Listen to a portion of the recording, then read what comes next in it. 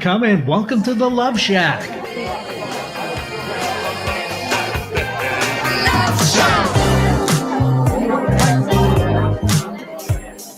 Hey, welcome to the Love Shack, a little old place where we get together, explore fresh perspectives, and eavesdrop on juicy conversations and uncover the mysteries that nobody talks about but absolutely influences our relationships.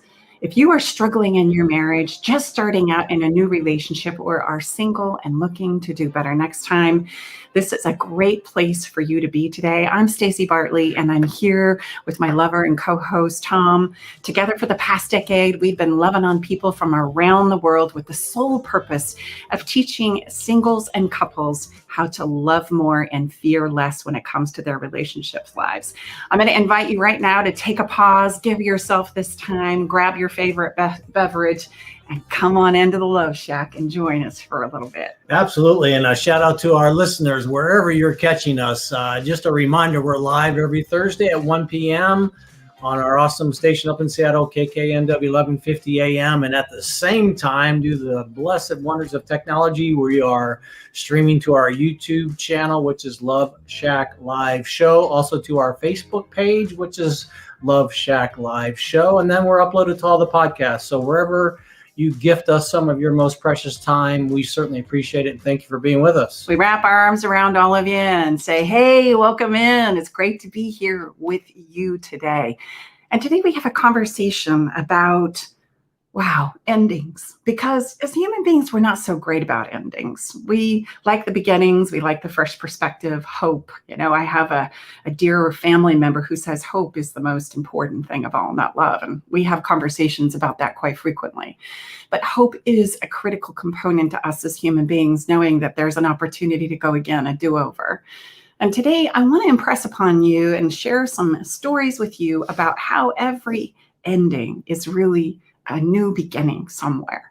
And I know I'm a human being too. Sometimes we get bottled down, and finding that new beginning is so challenging sometimes because maybe we don't want to do it, right? We're wanting what we had instead of looking for what's next or where we go from here.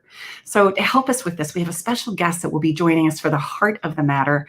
Her name is Bhakti Watts, and she's an End of Life Doula. I mean, who better to have the conversation about endings turning into new beginnings than an End of Life Doula? We're going to expand your mind. We're going to expand your thinking in regards to the ways that we view endings. And let's be honest, we have a lot of endings that are upon us right now. Endings are affecting every chapter of our lives, economically, relationally, professionally. And certainly, in people, losing their lives as well. So, this is a very, very important this is a part of the journey that we all experience. Yeah, absolutely. So come on back. We're going to start with what you drink. And of course, as we work our way to the heart of the matter today, but it's going to be a great conversation about how you too can make endings new beginnings in your life.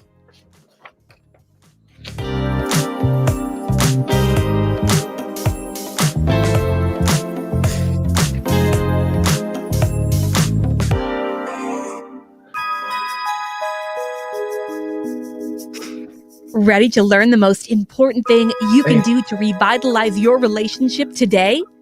Go to stacibartley.com/fairydust. stacibartley.com/fairydust.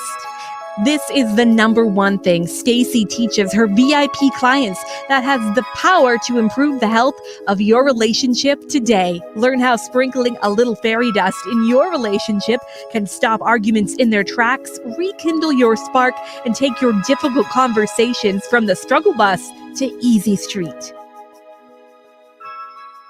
Hello, I'm Nathan Mum. Join me and Mike Raday as we host a weekly technology show that talks about technology for the everyday common person. We are a live radio program that airs Saturday from 4 to 5 p.m. on YouTube, Facebook, and Twitch. If you go to facebook.com/TechTimeRadio, youtube.com/TechTimeRadio, or twitch.tv/TechTimeRadio, you can catch us live Saturdays from 4 to 5 p.m. You can find us at all podcast services online, from Apple to Google and everything in between.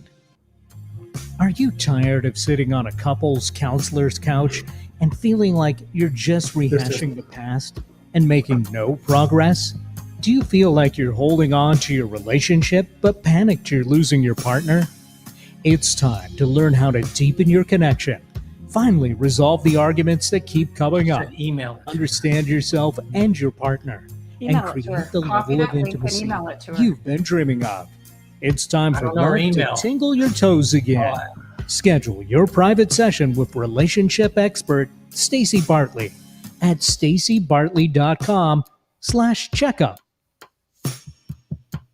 Need help getting started with self-help? You came to the right place. Alternative Talk 1150.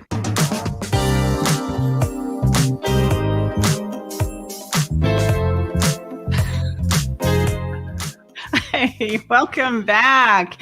Hey, we're going to jump into a juicy conversation tonight with Bhakti Watts. She's an End of Life Doula, and she's going to help us understand and find peace in how it is that endings can become new beginnings. I mean, after all, we have so many times of ending upon us right now.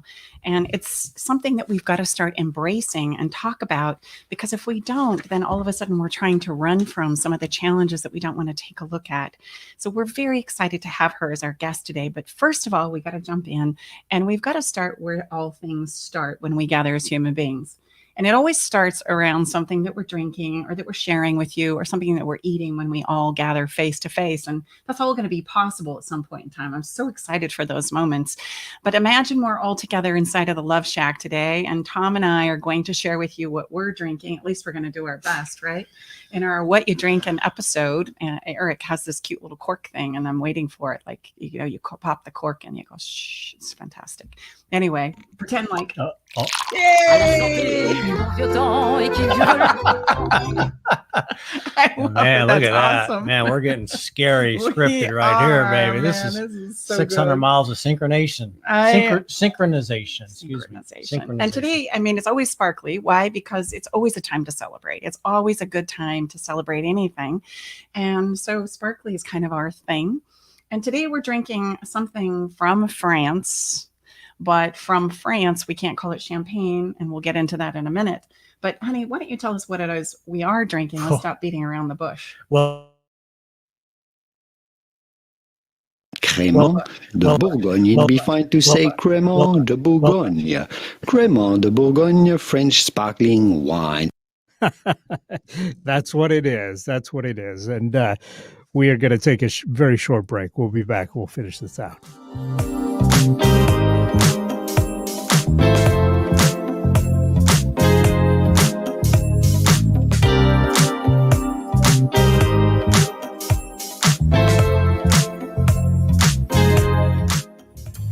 Are you tired of sitting on a couples counselor's couch and feeling like you're just rehashing the past and making no progress? Do you feel like you're holding on to your relationship but panicked you're losing your partner? It's time to learn how to deepen your connection. Finally, resolve the arguments that keep coming up. Understand yourself and your partner, and create the level of intimacy you've been dreaming of. It's time for love to tingle your toes again. Schedule your private session with relationship expert Staci Bartley at stacibartley.com/checkup.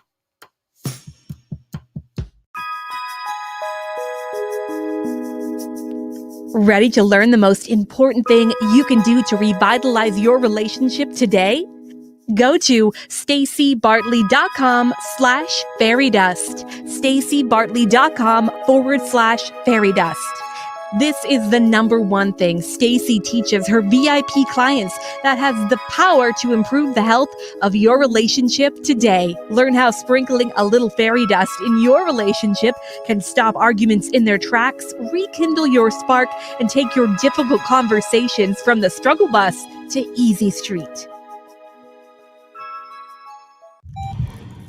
Do you feel like your love life is on life support? It's time for a turbocharged relationship resuscitation with an alternative to marriage counseling. Head over to stacibartley.com to learn more about their proprietary programs their clients use to save their relationships. stacibartley.com. Visit stacybartley.com today. Exploring new territory every day. This is Alternative Talk 1150. Hello, I'm Nathan Mum. Join me and Mike Day as we host a weekly technology show that talks about technology for the everyday common person. We are a live radio program that airs Saturday from 4 to 5 p.m. on YouTube, Facebook, and Twitch. If you go to facebook.com/Tech Time Radio, youtube.com/Tech Time Radio, or twitch.tv/Tech Time Radio, you can catch us live Saturdays from 4 to 5 p.m. You can find us at all podcast services online from Apple to Google and everything in between. Hi, I'm Dr. Shelley Flace with today's tip for kids from the American Academy of Pediatrics. The nicotine in e-cigarettes is addictive and can harm brain development.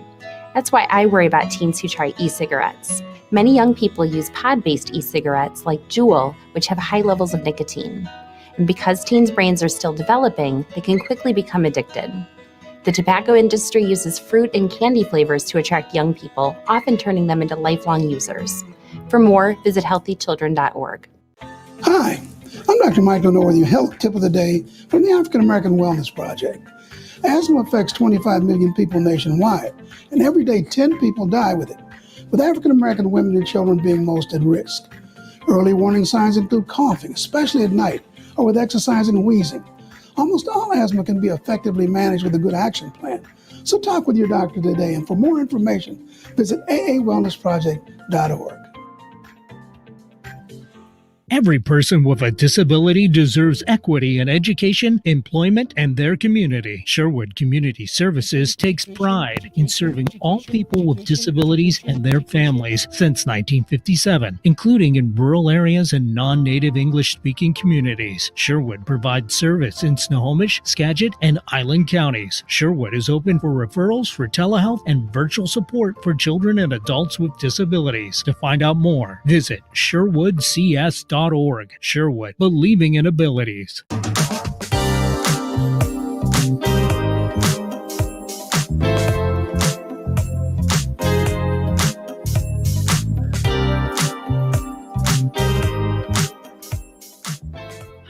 So, welcome back. Now that we've covered what we're drinking, right? I don't know, Eric. Maybe you need to play that clip one more time. How do we say this? Yes. La Boygunde, la creme caramonte. I think we have the correct pronunciation queued up here for you. Crémant de Bourgogne. It'd be fine to say Crémant de Bourgogne. Crémant de Bourgogne, French sparkling wine. Isn't that correct? It sounds very nice. It does, doesn't it? I'm trying to say it, cremant. I think it's the only thing I got out of that. And cremant, right? Did I say it right, guys? Crémant de Bourgogne. It'd be fine to say Crémant de Bourgogne. Crémant de Bourgogne, French sparkling wine. Yes. There you go. And sparkling wine is cremant. Right. Cremant is sparkling wine. And the reason why that's important when you're talking about sparkling wine is because Champagne is a place. Yes, it is a wine, but it's wine that comes out of that place. It's about, I don't know, east of Paris, and Burgundy is where this particular sparkling wine is made, and that is south of Champagne, the area of Champagne. And the other thing that's really nice about sparkling wine that we're just going to toss in there today is that it travels through your bloodstream faster. I didn't know that. With the bubbly. With the bubbly. So no So- wonder it's for celebration. Yes. Yeah. So there is some method to the chemistry. Yeah. So, all right. That little piece of fun. Get your favorite beverage. Join us. Whatever you're drinking, you're welcome here. Cheers, honey. Yes. It's Cheers. great to be here with you. Yes, sir. Yep. I better You betcha. take a sip right now. We're going to step into Follow the Fun. And today, because we're already celebrating with our French Bon Cremant Burgundy.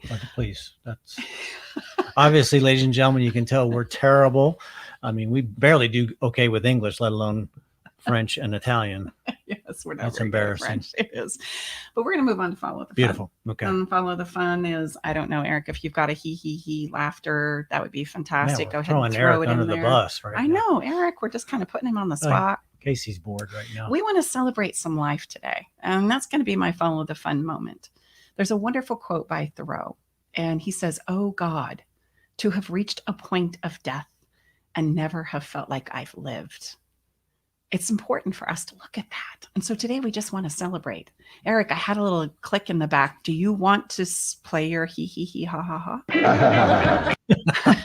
I knew it. Look at that. Nice recovery, Mr. Ryder. Man. I thought that was going to be like a funnier line, actually. So I was gonna play the clip after the funny line. And then it was like, oh, that's more thoughtful, really. So, See, ladies and gentlemen, we are live. We're not playing. I love it, Eric. That's fantastic.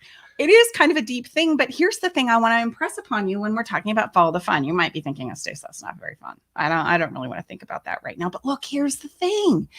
If we don't take in the reality that at some point in time, we're going to be done here, then what tends to happen is we don't want to try anything and we get scared and we stop ourselves and we all of a sudden can find ourselves. I know I've had moments of this in my own life where it's like, I didn't really say what I wanted to say because I was too afraid about how it was going to be received. Or, I didn't really allow myself to go for that thing I really wanted to do, as crazy as it might have been, because I was too afraid of what so-and-so was going to say or such and such was going to think.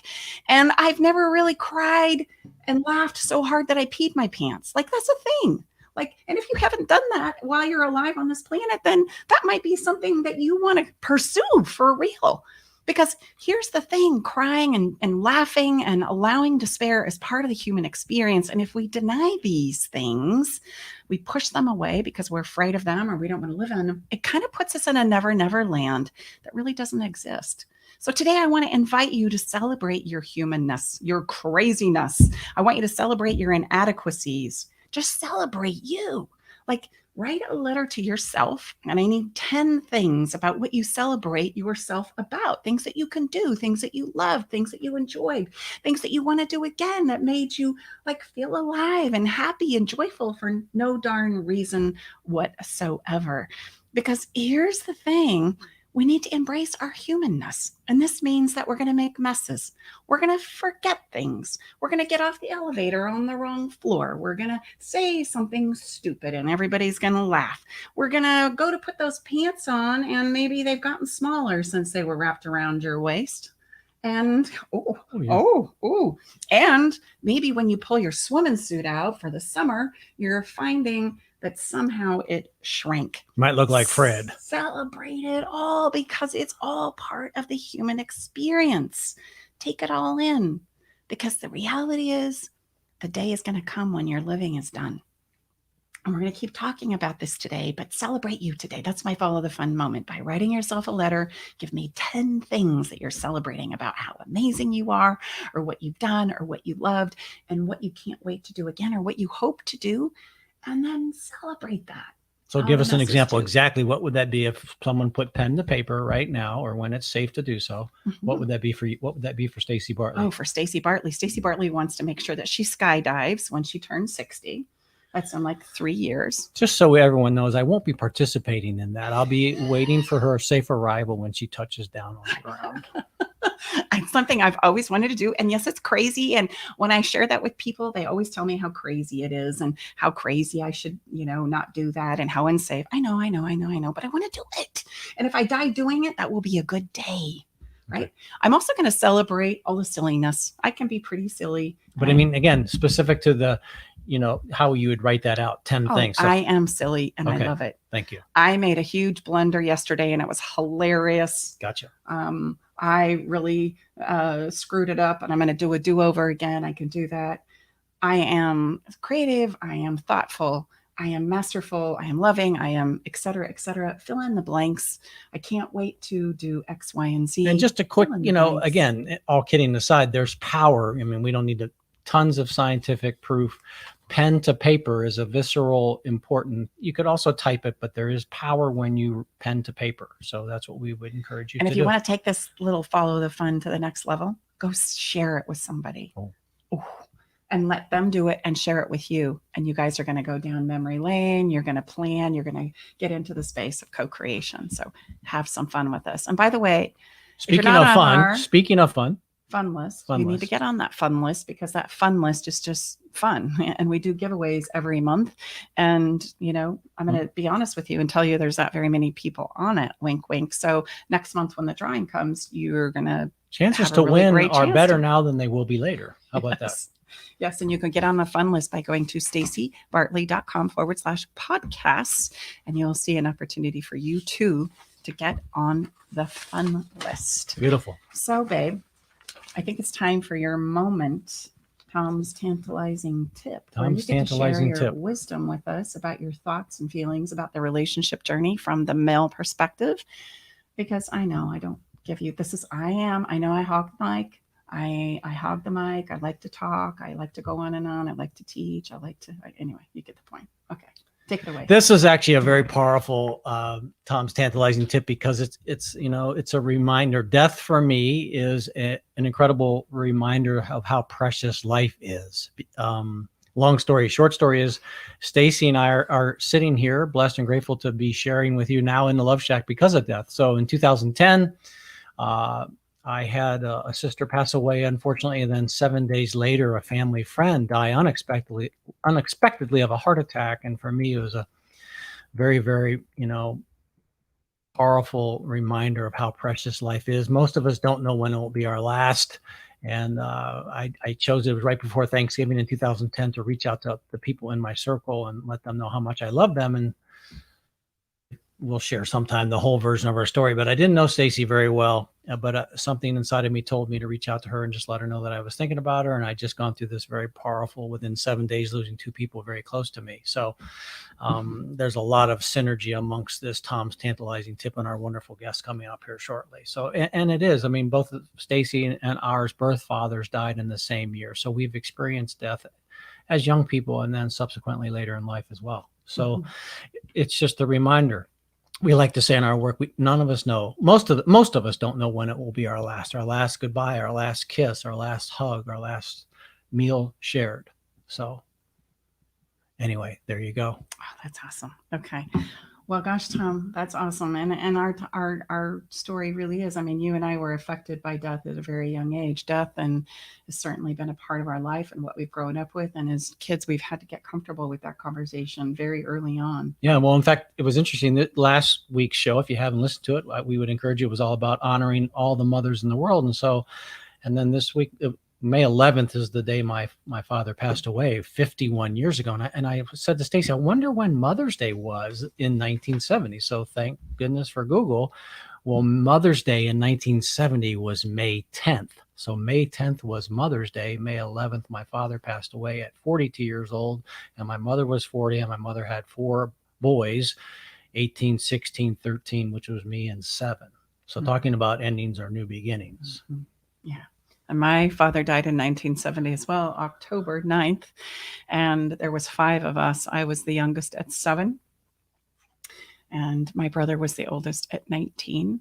And the differences between the two of us is your family had in money and my family didn't. Yeah, our father left us with some life insurance and Staci's mom, no. But, again, wherever you find yourself in that,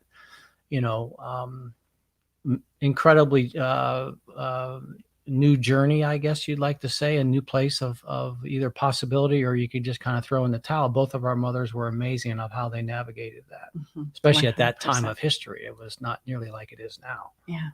And so to help us have this conversation about how endings can be new beginnings today, because let's be honest, we are all facing some form of loss. It could be the death of somebody close to us, or the pandemic that we've just been experiencing. It could be the loss of a job, a loss of a business.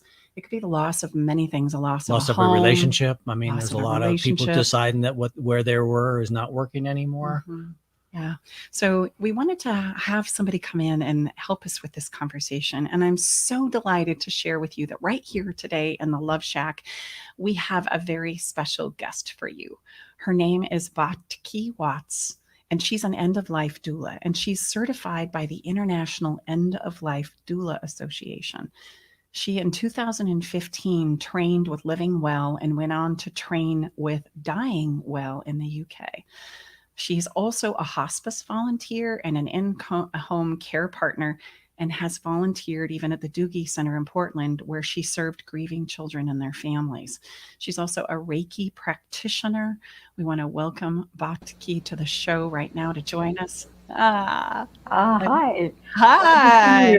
Yes, welcome. Isn't technology a wonderful, wonderful thing? It certainly can be, and it can be a little stressful at times too. I know.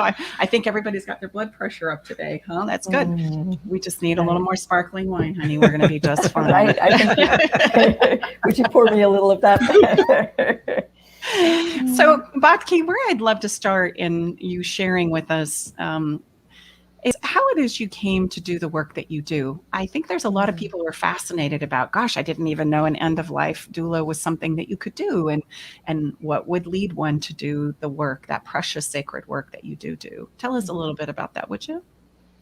Well, I was doing in-home care for about 16 years, and I worked with all kinds of elderly people and enjoyed them so much. And what I was really struck by is they each had different conditions, and they were so creative at dealing with those conditions, and I was very impressed. And so that was kind of in me. That experience was in me. And then I had a couple of deaths of people in my family that were close. My husband died in December of 2011, and then my mom unexpectedly died about 3 months before he did. So those two deaths were really, you can't really prepare. So, but they were each very special in their own way. And so, it made me realize what a special time the end of life is. And, I myself had a near-death experience when I was 23, and that kind of taught me that there's really a fine line between being here and not being here. Wow. So then I didn't know End of Life Doula training was a thing either. So I was dealing with my grief for a few years, and it never goes away, but you always work on it.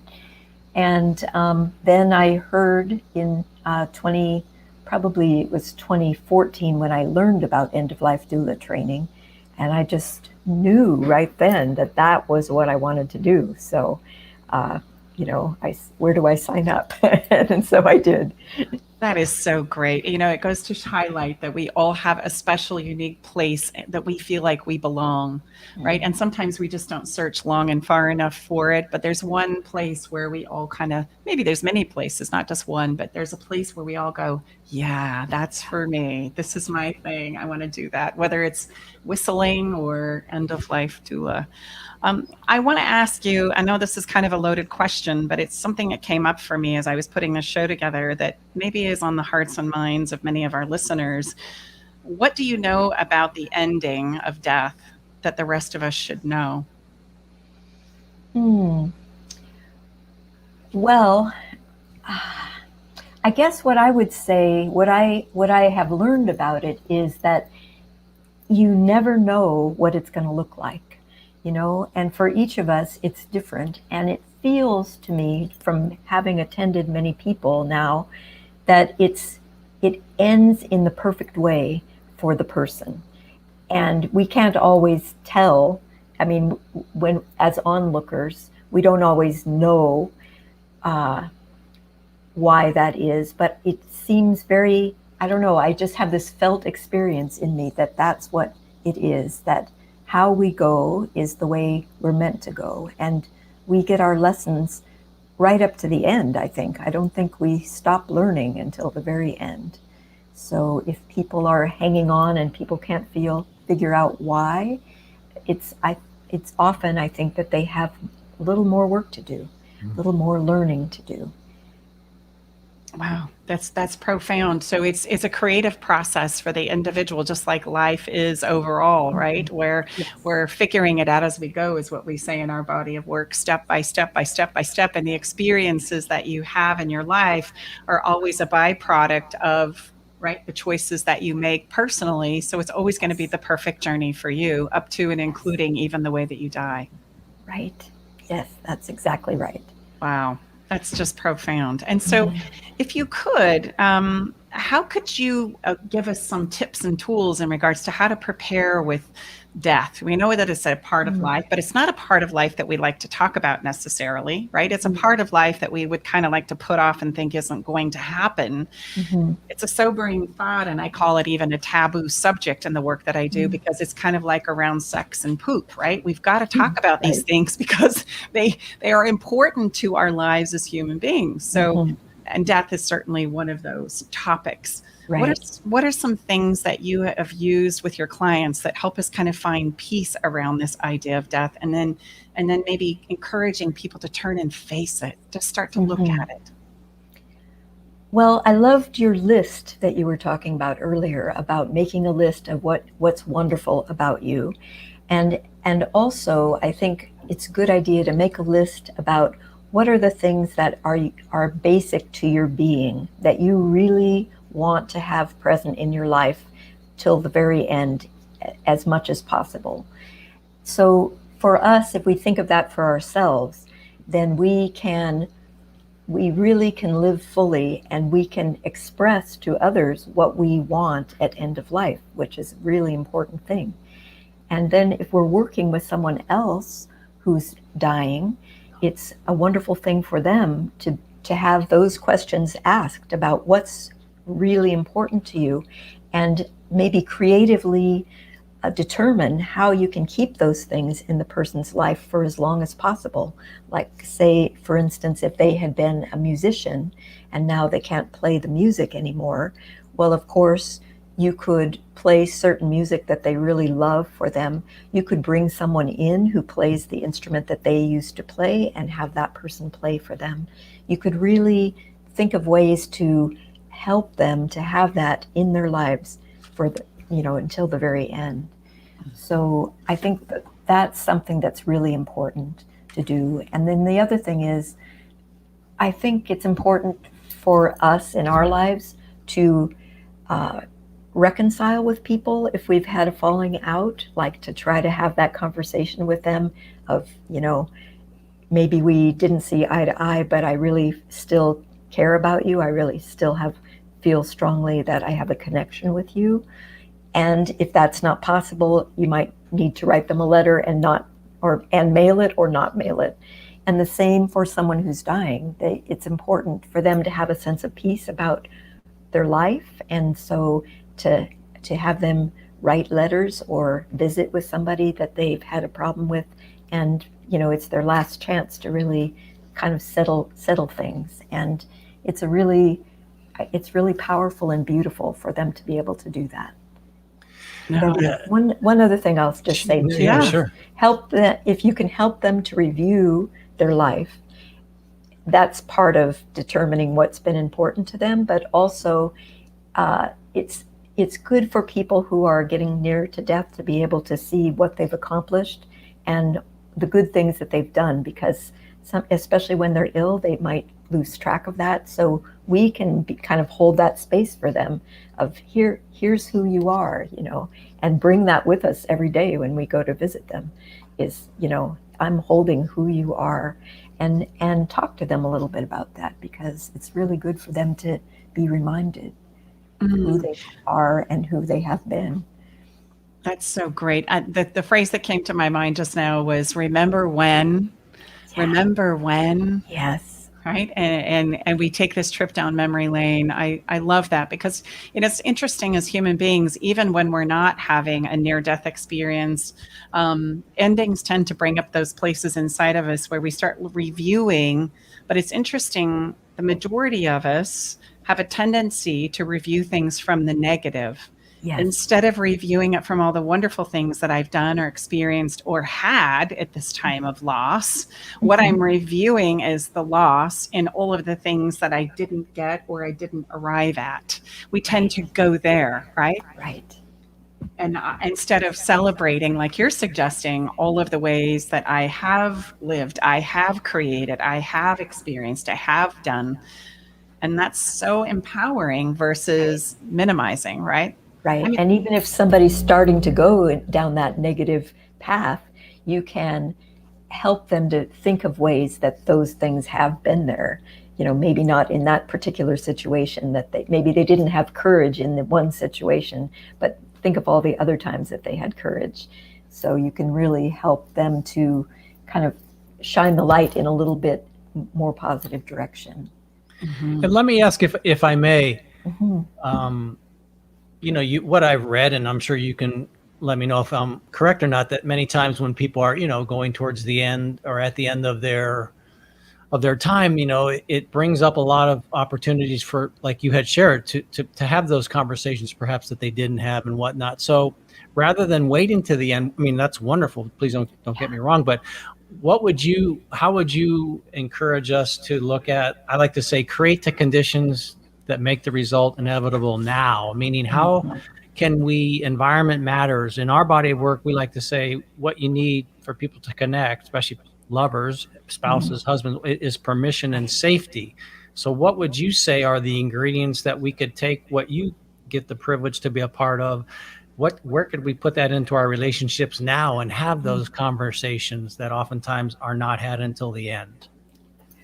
Well, I once knew someone who had a pet phrase, and he would say, "Give them the flowers now." And I really love that, because I think, we really need to get in the habit of expressing how important people are to us, because sometimes we get just used to being with people and we forget to say, I really love this about you, or I really treasure this about our relationship. So I think that that's a wonderful thing that we can do right along. And I have heard people when they're sitting with somebody at end of life, it's beautiful then too, but if you can do it right along, I think it's really, it kind of just sets the tone for the relationship to be a little bit more meaningful, and for the two of you to be a little bit more connected. I couldn't agree with that more. In fact, we have a whole framework around spreading fairy dust, because if there was ever a fairy dust for relationships, this would be it. To feel heard, to feel appreciated, and to feel like I matter to someone. And with a little bit of knowledge there in those three things, we can really show up in a powerful way and dismantle fights and let the people that are closest to us know how much we care about them, right? We want to hear what they have to say. We want to appreciate them. We want them to know that they matter to us. And then we ourselves can advocate for that within our side. I just feel like you're not hearing me. I just am feeling unappreciated. I just need to feel like I matter because I don't. And it really kind of gives us a shortcut to addressing things that are at the heart of the matter with our relationships with human beings. I think that's very true. I love how you said, let's do that now. And I couldn't be more excited and celebrate that. Let's do it now. Why are we waiting until the end? We could have this part of our journey all the way through our life.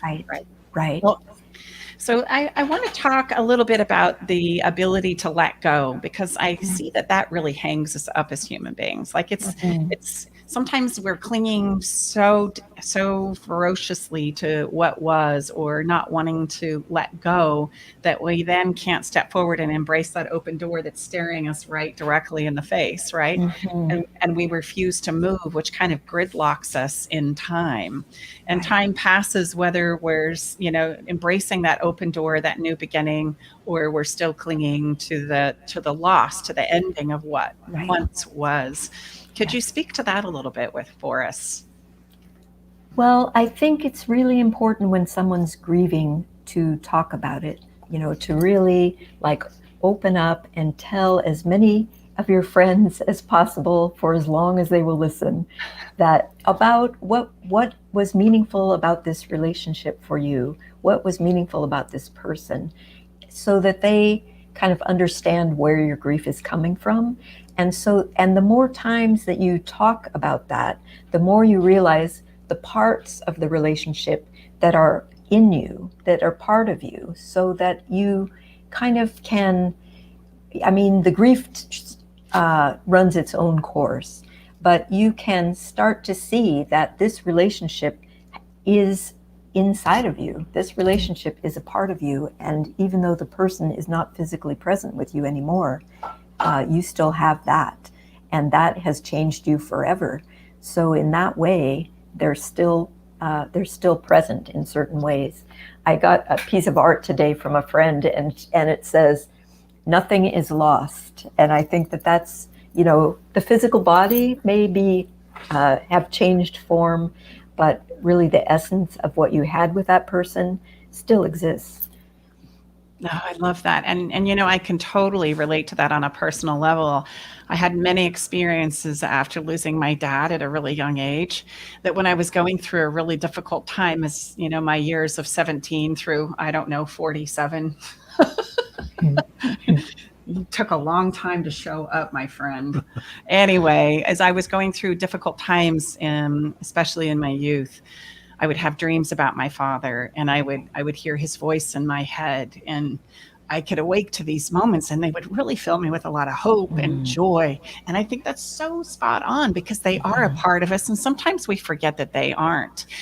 I also want to highlight that isn't just true with people, but that's true with experiences that you have, right? Because sometimes maybe we're letting go of a business, or we're letting go of an experience, a house, with everything that we're being called and asked upon to let go of. I think the whole pandemic is giving us a gift of embracing this idea that endings can become new beginnings, right? Right. As we're watching things just kind of break down and not be the same for many, many aspects of our lives that we used to cling to and thought we were always going to have, and that we're going to be there to support us. And so those experiences that we've had, those things that we've done, they're always a part of us. In fact, they're still good things, right? When I have couples that are facing divorce, I always say, celebrate the good things. All the good things that you've created together still count. It matters. Right. And you're moving forward to create from a new place, having had that relationship with someone, when you go to take that next step and create something new, that you are a different person than the person that created something the last time. So you're taking that with you to create something even better and even more satisfying to who you are now. I love that you brought that up, because in relationships, we tend to forget that little nugget, that we're going to get better at them as we go, just like anything else, right? The only thing that creates us from really experiencing the relationships that we truly long for is we stop. Yes. We won't try again. We won't give our hearts again. We won't express how we feel again, right? We stop ourselves. Right. And we say crazy things like, I never want to give my heart again. I'm never going to let people know how I feel again. All men, all women are fill in the blank, right? Right. Yes. And I want to dismantle some of those stories that keep us in stop position, because they're not true. That was experience for you, and it was valid. What can we learn from it? And then go again, try again. Right. Just as you said, we're going to get better at it as we go. And the person that you're going to step into being again is not the person that you were when you started. I love that. Right. And it's fascinating to see what you attract to yourself from that new place, Yeah.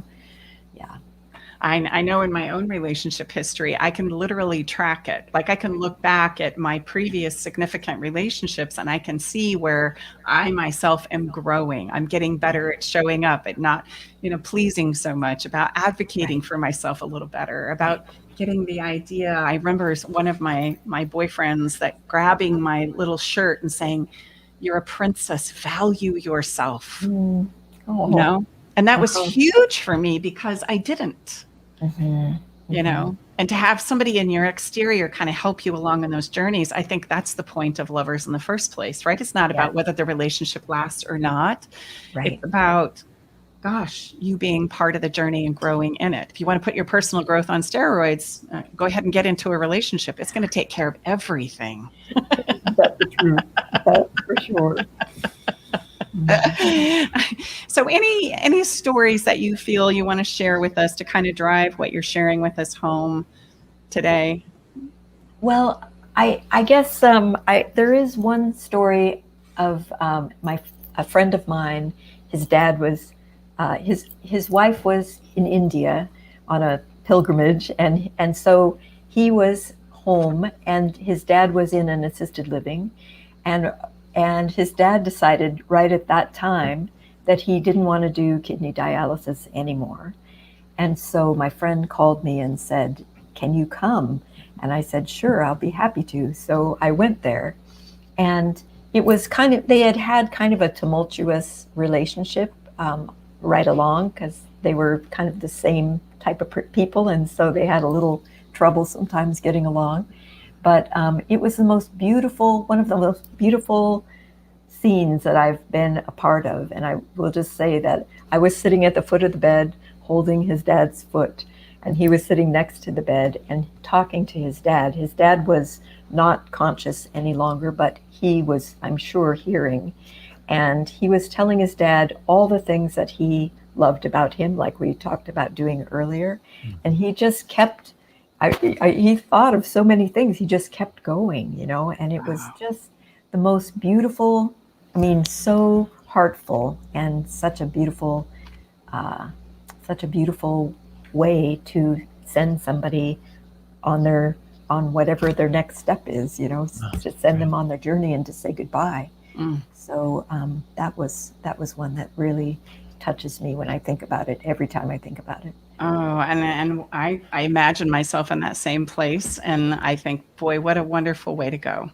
Having the people that you love around you, reminding you of all the things that they love and appreciate about you. Well, and again, from what you hear, it's the things that we didn't say or share that, and you correct me if I'm wrong, Bhakti, that leaves us with all that great regret. So what a beautiful contribution you were able to provide that son with his dad, right, where he literally was able to share everything he needed to say. Right. Yeah. And also I think it was beautiful for him and for me to have a witness there. It was really, something special about that too, to have another person hearing it.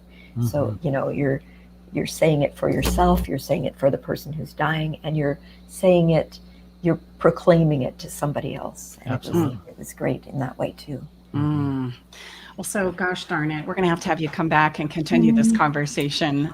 We've got to land this conversation, but and I have 3 takeaways. And Bhakti, it was something that you had said about an advance directive, which was a wish on paper, and I loved that, which we don't think of as an advance directive when we're really looking at death, as wishes on paper that somebody can support us in. So I would like to give that as a takeaway from our conversation. A plan creates a sense of peace even in times of death. Yes. So whatever our new beginning is, when we have a plan of how it is we're going to experience it, or what we want to see happen through that loss, that significant loss, I think this is why ritual is so important as we let go and work through our grief. Would you agree? Yes. Oh, I definitely agree with that. Yeah. Because each grief has something about it that makes it particularly difficult for the person feeling it. And if you can listen to that story and hear what those things are that are particular to them, you can create a ritual that will really help to put those out there, kind of help them to witness those things and help them to have something lasting that they can take with them and that can accompany them in their grief. Oh, wow. That's huge. That was worth the whole conversation right there, folks. The second thing that I would say is, let's celebrate what we've experienced and enjoyed in our lifetime of experience. Yeah. Yes. We all need to do a better job of that. Like, regardless of what we're going through, we all need to find moments of celebrating what you have experienced and what you do enjoy, right? And what you enjoy about being alive. And the third I would say is, let go and live now. We don't know what time it is, meaning we don't know how much time we have. So if we don't get better at talking about these things, working with our grief, the things that keep us stuck, it prevents us from embracing that new beginning that is knocking on our door saying, it's going to be okay. This is just paving the way for you to step into what's next. Come on, it's going to be great. And you're going to love this too. You are so going to love this too. You're going to survive and you're going to thrive. So give us some ideas of how someone can find an end-of-life doula in their area. Okay. So the people that I trained with in NELDA, it's an acronym, INELDA, stands for International End of Life Doula Association. They have a directory, and so you can go to their website and you can put in your zip code, and you can find an end of life doula in your particular area. And sometimes when people contact me, I'll work with them a little bit by Zoom. And then if they find that they're needing somebody closer to them, then I can help them find a doula that will be, I can tell exactly how far the person is from them and make some recommendations. Oh, that's perfect. And how can people contact you? They can contact me through my website, which is bhaktiwatts.com. And let's spell Bhakti. BHAKTI. I love that because we don't want people to miss it. Yeah, thank you so much, Bhakti. It's so great to have you with us. It's been a pleasure. Thank you so much, Staci. Yes, Let's thank do you it very again. much. So, babe, I'm thinking that maybe we need to step into our spread the love moment. Spread the love moment, you betcha. I have a little bit of a surprise for you for spread the love moment. Uh-huh. So yes, if you've been following our show, we spread some love around many different Facebook groups and bodies of work and just all types of people doing great work in the love and relationship space. But I thought, how about if and we don't do this very often, but how about if we spread some love about the work that we do? Wow, honey, what a great idea. So I'm going to ask Eric to queue up a wonderful client that called in and just shared his experience working with us. Hi, my name's Aldo. I'm from Denver, Colorado, and I met Staci and Tom about 2 years ago. I was at a point in my relationship where I was ready to file for divorce. Not that I wanted to, but I just felt hopeless and helpless. I'd been through other counseling and coaching methods and didn't find any success. With Staci and Tom's methods, I was able to eliminate insecurities, set boundaries, plant my flag, eliminate rabbit holing, although not completely, but I'm able to get back to a more neutral and stable ground. I was separated from my wife for a year, and I have since moved back home for the last 6 months now. It's still challenging, and I still refer back to a lot of the teaching that Staci and Tom provided, and it's helped me. It's helped me to be okay with where I am, what my expectations are, what my value is, what my boundaries are, and more importantly, just be okay with myself and whatever happens, whatever direction my relationship goes in the future. So it's a continued process. It's work. It's not easy, but in the end, it's well worth it. Wow, babe, thank you so much. Thank you. That's why we do what we do. Love that guy. So love that guy. Although you're doing awesome. Thank you so much for that. We're going to wrap up this episode today with Can You Feel It? It's a song that we play as a theme song for these episodes. You've got to catch it on our Spotify list, which you can get on our website, stacibartley.com/podcast. Today, there was just nothing more appropriate than Michael Bublé's Feeling Good. And I've said to Tom, play this at my funeral. I really want this song. He sings, it's a new dawn. It's a new day for me. And I'm feeling good. So, babe, let's land this. I think it's time for us to go. Thanks very much, everybody, for joining us. We really look forward to being with you next week. We've got a special episode all about mental health awareness. It's our only 3-time guest on our show. So you can maybe figure that out. If you look at the different episodes, you'll only see maybe one person that's been on there twice, and now it'll be his 3rd time. And he's actually very well connected to us as well. He is. Thank you so much for being here with us. A special thanks to Bhakti Watts and our fabulous engineer, Eric Ryder. We love creating with you, my friend. Thanks for being here and listening in. Come on back next week. And if by chance you need some help and support from us for your relationship challenges or letting go or embracing an open door that is staring you right in the face, don't hesitate to reach out to us. We're here. Look forward to connecting with you all again next time right here in the Love Shack. Bye for now, everybody.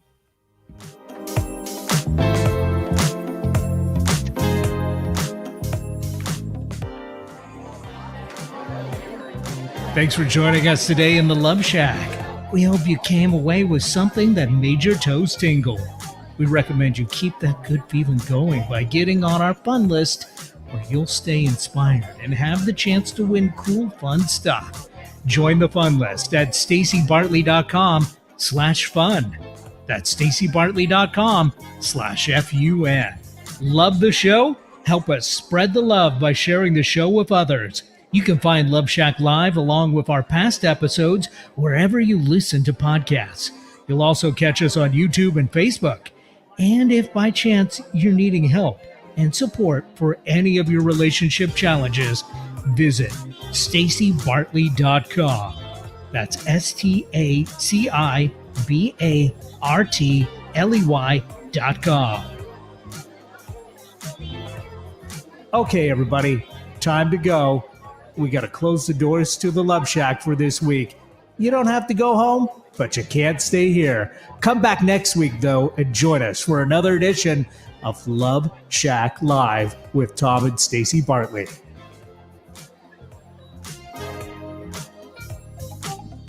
The views expressed on this program are those of the host, guests, and callers, and not necessarily those of KKNW, its management, or other advertisers. Contests are the responsibility